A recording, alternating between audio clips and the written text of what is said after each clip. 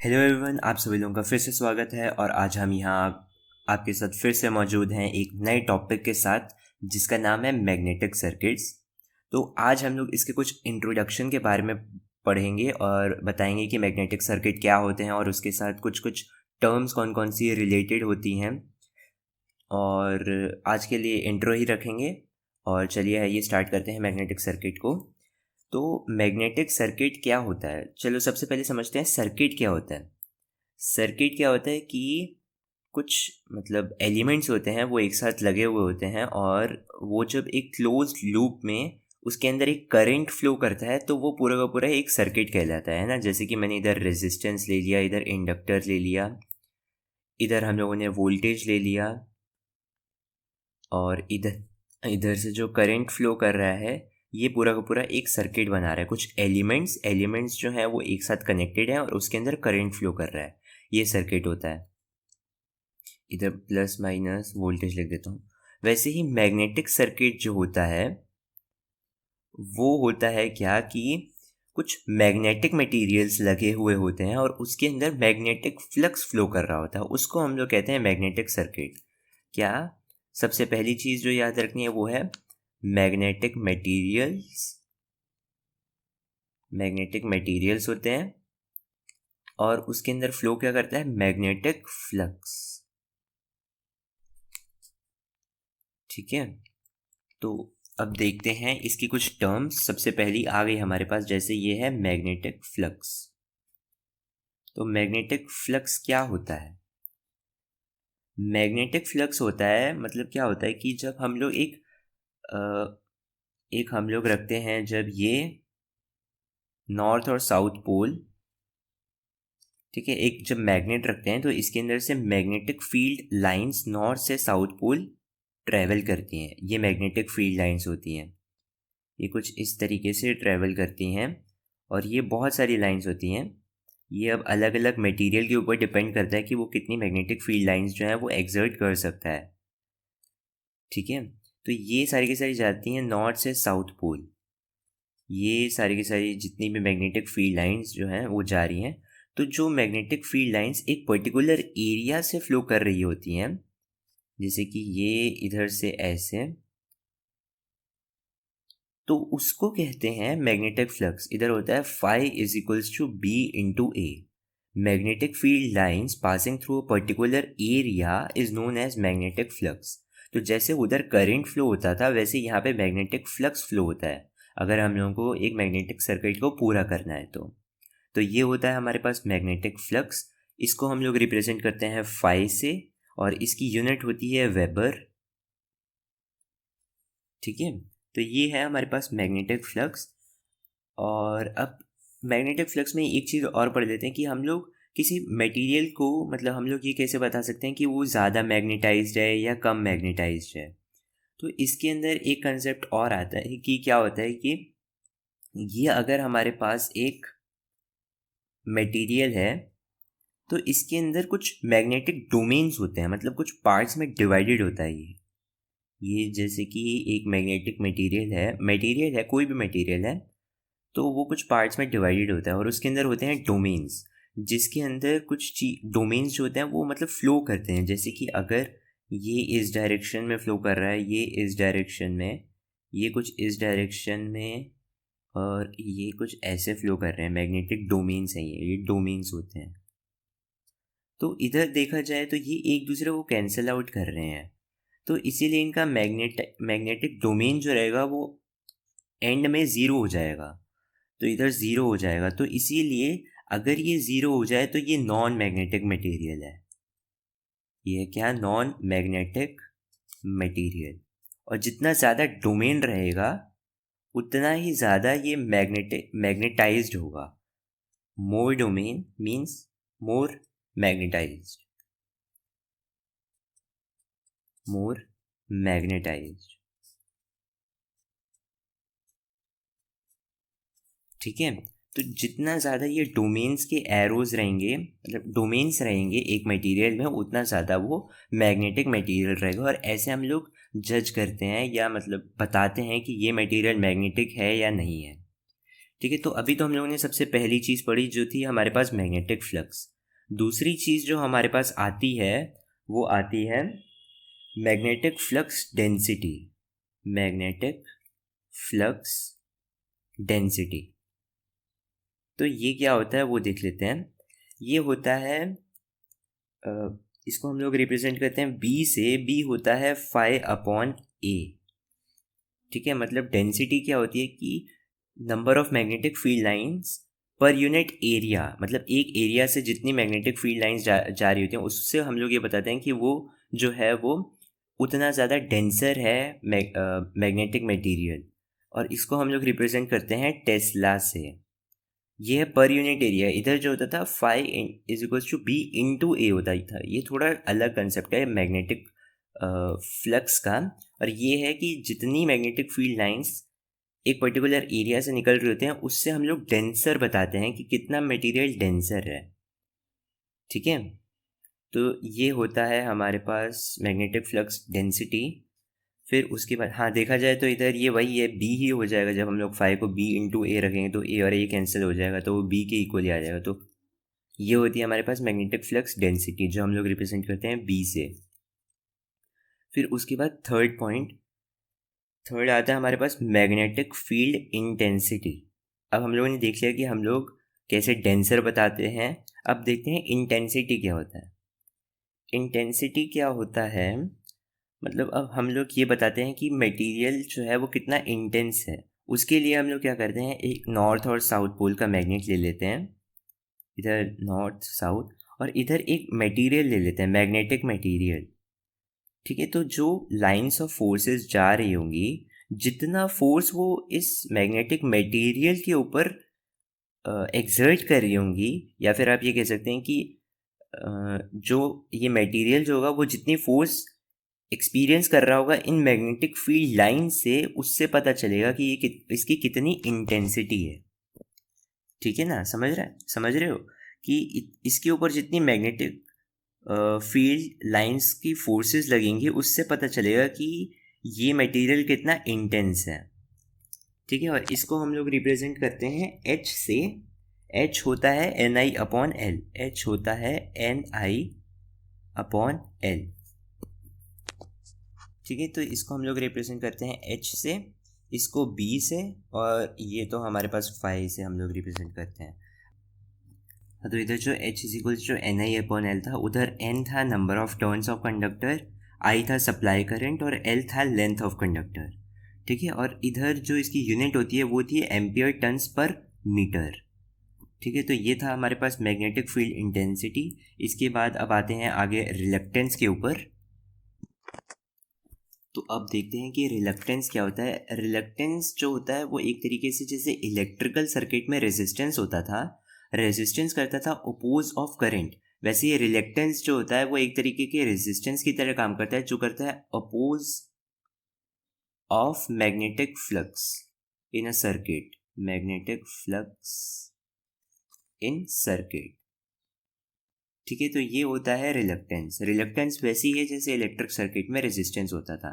इसके अंदर reluctance are जो होता है उसका फॉर्मूला होता है एल अपॉन ए इंटू म्यू। अच्छा, म्यू के लिए एक बार हम लोग पहले ये भी देख लेते हैं। इसको फिफ्थ पॉइंट कर लेते हैं और इसको कर लेते हैं एक बार फोर्थ पॉइंट। फोर्थ पॉइंट के लिए हम लोग देखते हैं पहले परमिएबिलिटी।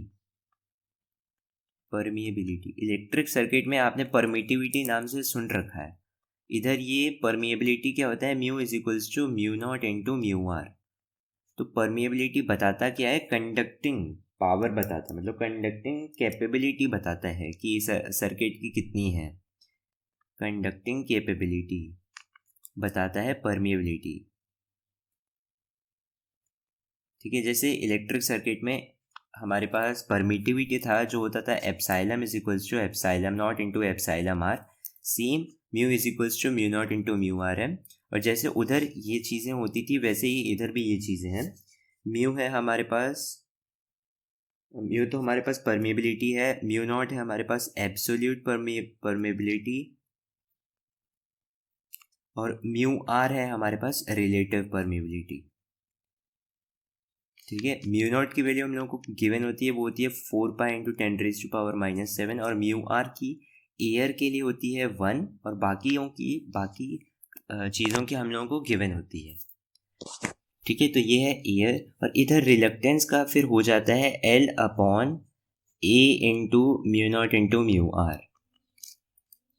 ठीक है, और इसकी यूनिट होती है एम्पियर टन्स पर वेबर। ठीक है, तो ये इसकी यूनिट होती है परमिएबिलिटी की, ऐसे कोई यूनिट होती नहीं है। ठीक है, तो ये है परमिएबिलिटी। फिर उसके बाद अब हम लोग आते हैं दूसरे एक और उस पर, उसका नाम है परमियंस। परमियंस क्या होता है? परमियंस जैसे कंडक्टेंस होता था इलेक्ट्रिक सर्किट में, वैसे परमियंस होता है, जो होता है रेसिप्रोकल 1/R। यहाँ पे परमियंस होता है 1/R, और इधर से ये हो जाता है A/μ/L, अगर वो चाहिए तो, फॉर्मूला चाहिए हो तो, और इधर से ये हो जाता है वेबर पर एम्पियर टन्स। ठीक है, तो ये है हमारे पास परमियंस। अब आते हैं एक और आखिरी टर्म पे, जो होता है MMF, magnetomotive force. Magnetomotive force. तो मैग्नेटोमोटिव फोर्स से पहले हम लोगों को ये देखना होगा कि EMF, इलेक्ट्रोमोटिव फोर्स, क्या होता है। इलेक्ट्रोमोटिव फोर्स, ये जो है ये 3 वर्ड्स का कॉम्बिनेशन है देखा जाए तो, electro plus motive plus force. मतलब इलेक्ट्रॉन्स के मोशन के लिए जितनी फोर्स लग रही है एक सर्किट में, उसको कहते हैं हम लोग इलेक्ट्रोमोटिव फोर्स। वैसे ही मैग्नेटिक फ्लक्स या मैग्नेटिक फील्ड की जो मोशन के लिए फोर्स लग रहा है, उसको हम लोग कहते हैं मैग्नेटोमोटिव फोर्स। समझ रहे हो ना? Force required for the motion of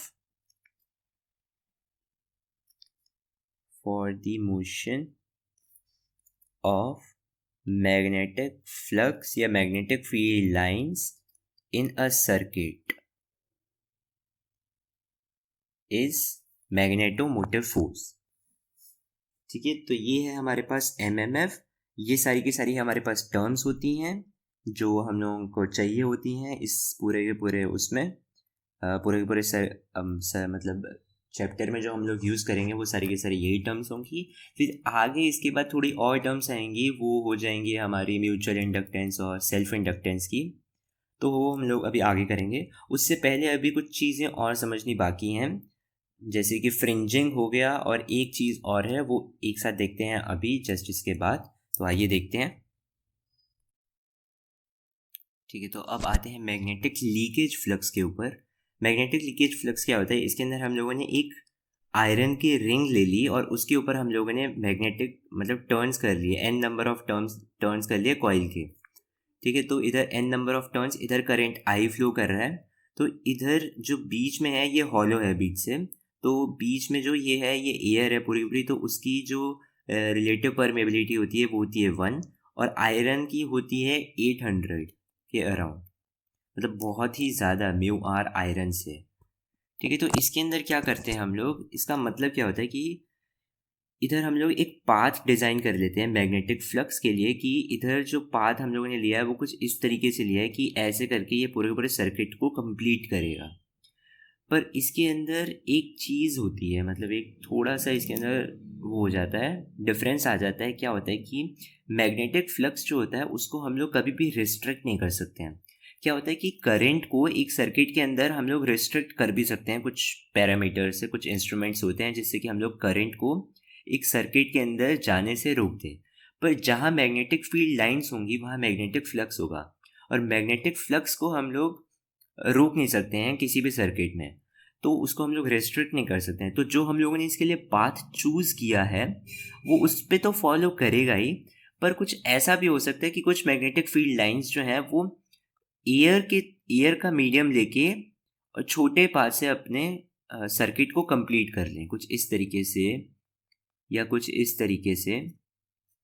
तो इसीलिए ये मैग्नेटिक लीकेज फ्लक्स होता है। तो इधर जो ये फाई होता है इसको हम लोग कहते हैं फाई एल, और जो अपना सर्किट पूरा का पूरा सही से कंप्लीट करता है उसको हम लोग कहते हैं फाई यू। ये होता है हमारे पास यूजफुल फ्लक्स और ये होता है हमारे पास लीकेज फ्लक्स। ठीक है ना, ये होता है यूजफुल और ये होता है लीकेज। ज़्यादा अमाउंट में तो ये इधर ही फ्लो करेगा जो हम लोगों ने इसके लिए मतलब वो चूज़ कर रखा है। क्यों? क्योंकि ऐसा होता है कि जितना ज़्यादा रिलेटिव पर मतलब जितनी ज़्यादा परमिएबिलिटी रहती है उतना ही ज़्यादा इजीली मैग्नेटिक फील्ड लाइंस उस पाथ से फ्लो कर पाती है। पर क्योंकि इसको कोई रिस्ट्रिक्शन नहीं होते मैग्नेटिक फ्लक्स को, जो हम लोगों ने पाथ चूज़ कर रखा है उसके अलावा भी ये कोई दूसरे मीडियम को भी अपना पाथ बना के शॉर्ट पाथ से ये अपने सर्किट को कंप्लीट कर सकता है। तो उसको हम लोग कहते हैं मैग्नेटिक लीकेज फ्लक्स। ठीक है, तो ये होता है लीकेज फ्लक्स और इसकी अभी मैं डेफिनेशन लिख देता हूँ एक सेकेंड में। ठीक है, तो ये रही इसकी मैग्नेटिक मतलब definition. Since magnetic flux can not be restricted and can flow and can follow any path, therefore some amount of flux flows through air and completes the circuit. This is leakage flux phi L। और phi total जो इसमें phi total flow कर रहा होगा पूरे circuit में वो था phi L plus phi U। ठीक है, तो ये हो गया phi t is equals to phi L plus phi U। इसके बाद एक मैग्नेटिक फ्रिंजिंग का और कंसेप्ट है, उसको देखते हैं बिना किसी देरी से। तो ये है हमारे पास मैग्नेटिक फ्रिंजिंग। मैग्नेटिक फ्रिंजिंग में क्या होता है कि हम लोगों ने सेम वैसे ही लिया है। क्या लिया है? एक हम लोगों ने एक पाथ लिया है, एक हॉलो रिंग ली है, पर उसके अंदर बीच में हम लोगों ने थोड़ी सी स्पेस छोड़ दी है। मतलब यहाँ पे हमारे पास एयर है मीडियम, ठीक है, और यहाँ पे हम लोगों ने n नंबर ऑफ टर्न्स और इधर करंट आई फ्लो हो रहा है, करंट आई फ्लो हो रहा है, तो इधर मैग्नेटिक फ्लक्स जनरेट कर देगा ये। ठीक है, तो मैग्नेटिक फ्लक्स को ये जनरेट करेगा तो क्या होगा कि मैग्नेटिक फ्लक्स यहाँ से फ्लो करेगा। अभी हम लोग सिर्फ फाई यू मतलब यूजफुल फ्लक्स की ही बात करें, कुछ फाई टी भी फ्लो होगा इधर ऐसे, phi L sorry, leakage flux भी फ्लो होगा, पर उसको हम लोग कंसिड्रेशन में नहीं ले रहे हैं, वो नेग्लेजिबल के मतलब नेग्लेजिबल मान रहे हैं हम लोग। ठीक है, तो जब फाई फ्लक्स ऐसे फ्लो होगा इधर से इस मीडियम से, तो वो एक मीडियम से दूसरे मीडियम में जाएगा जहाँ पे म्यू आर रिलेटिव परमेबिलिटी की वैल्यू 800 है, फिर जस्ट उसके बाद 1 हो जाएगी, मतलब 800 टाइम्स फॉल हो जाएगी उसकी वैल्यू। तो ऐसे कंडीशन में क्या होता है, जब फ्लक्स जो होता है वो दो परमिएबिलिटी से मतलब हाँ दो परमिएबिलिटी से फ्लो करता है, तो जिसकी एक लोअर परमिएबिलिटी होती है उधर बल्जिंग फॉर्म हो जाती है। बल्जिंग का मतलब क्या होता है, एक बार इसको सही से समझते हैं। क्या होगा कि ये यहाँ से फ्लक्स निकला निकला निकला निकला निकला इधर पहुँचा, अब इसको अपना सर्किट तो कंप्लीट करना ही है, तो इसीलिए ये इसकी जो एयर होगी उसको एज अ मीडियम लेगा और अपने इस पाथ को फ्लो करने लग जाएगा, है ना। ठीक है, तो ये कुछ मैग्नेटिक फील्ड लाइंस इसकी फ्लो हो गई, पर और भी मैग्नेटिक फील्ड लाइंस होंगी क्योंकि इधर जो टाइम लगाएगा ये इस पूरे के पूरे पाथ को कंप्लीट करने के लिए वो बहुत ज़्यादा होगा। क्यों? क्योंकि इधर रिलेटिव परमेबिलिटी 800 है और इधर म्यू आर जो है वो 1 है। तो जो इधर मैग्नेटिक फील्ड लाइंस जो इधर जिस वेलोसिटी से फ्लो कर रहेंगी उससे काफ़ी कम वेलोसिटी में इधर फ्लो कर रहे होंगे, तो इसीलिए क्या होगा कि अपने एरिया को ये इंक्रीज करेगा और एक बल्जिंग फॉर्म कर लेगा ताकि ये अपने सर्किट को कंप्लीट कर पाए। तो ये होता है बल्जिंग का मतलब क्या कि अपने सर्किट को कंप्लीट करने के लिए ये इधर बल्जिंग फॉर्म कर लेता है, और बल्जिंग इसीलिए फॉर्म होती है ताकि क्योंकि मैग्नेटिक फील्ड लाइंस जिस वेलोसिटी से इधर फ्लो कर रही हैं उस वेलोसिटी उससे काफ़ी कम वेलोसिटी से में इस इधर से फ्लो करेगी, तो जितना ज़्यादा एरिया रहेगा उतनी ज़्यादा मैग्नेटिक फील्ड लाइंस एक टाइम पे यहाँ से निकलेंगी और यहाँ पहुँच पाएंगी। ठीक है, तो इसकी डेफिनेशन लिख देता हूँ मैं अभी। ठीक है, तो ये इसकी डेफिनेशन क्या कहता है, when magnetic field lines passes from one medium to another having different relative permeabilities, the lower permeability will be bulged out, and this effect is magnetic fringing। वही मैंने अभी लिख दिया है और जो अभी अभी समझाया, ठीक है। तो इसके कुछ आफ्टर इफेक्ट्स होते हैं। आफ्टर इफेक्ट्स पहला क्या है, cross sectional area is increase, ठीक है। क्रॉस सेक्शनल एरिया बल्जेड आउट होने से इंक्रीज हो गया। और फ्लक्स डेंसिटी जो हो जाएगी वो डिक्रीज हो जाएगी। मतलब क्या होता है, फ्लक्स डेंसिटी जितनी नंबर ऑफ फील्ड लाइंस इस एरिया से पास कर रही हैं, वो इस पॉइंट पे, अगर हम लोग इधर एक एरिया लेते हैं तो इस पॉइंट पे वो कम हो जाएंगी। वो अब ऑब्वियस सा रीज़न है कि अगर बल्जेड आउट रहेंगी तो magnetic field lines per unit area जो हो जाएंगे वो कम हो जाएंगी इस एयर गैप की वजह से, ठीक है। और इधर दूसरा था, मतलब इधर हम लोगों ने पहले एक्सपीरियंस किया, फिर इधर देखा तो उतना नहीं था, ठीक है। तो ये था पूरा का पूरा मैग्नेटिक फ्रिंजिंग, और ये था पूरा का पूरा आपका इंट्रोडक्शन। ये इंट्रोडक्शन जो है आगे आपको बहुत ही ज़्यादा हेल्प करेगा जितने भी क्वेश्चंस हम करेंगे। और अभी क्वेश्चंस जो आएंगे वो इसी के ऊपर ही बेस्ड आएंगे। तो अभी हम लोग आगे जो मैग्नेटिक सर्किट को इलेक्ट्रिक सर्किट में हम लोग कैसे लिख सकते हैं, और फिर आगे सीरीज और पैरेलल के कुछ क्वेश्चंस आएंगे वो देखेंगे। तो आज के लिए इतना ही रखते हैं। नेक्स्ट वीडियो में मिलेंगे कुछ क्वेश्चंस के साथ, और साथ ही साथ उससे पहले डिस्कस करेंगे कैसे हम लोग इलेक्ट्रिक सर्किट को मैग्नेटिक सर्किट में चेंज करके उसको ईजीली सॉल्व कर सकते हैं किसमें, न्यूमेरिकल्स में, ठीक है। तो थैंक यू वेरी मच, आज के लिए बस इतना ही।